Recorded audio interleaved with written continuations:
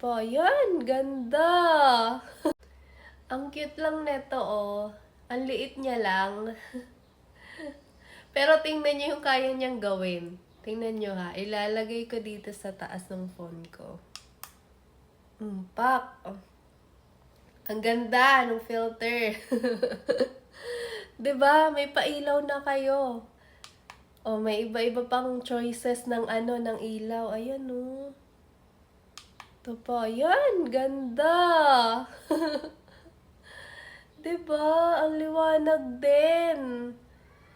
Para sa mga nagsisimulang affiliate, di ba, or content creator. Ayan. So, ang gagawin nyo, ilalagay nyo lang to sa likod ng cellphone. Parang ganito. Tapos, magvi-video na kayo.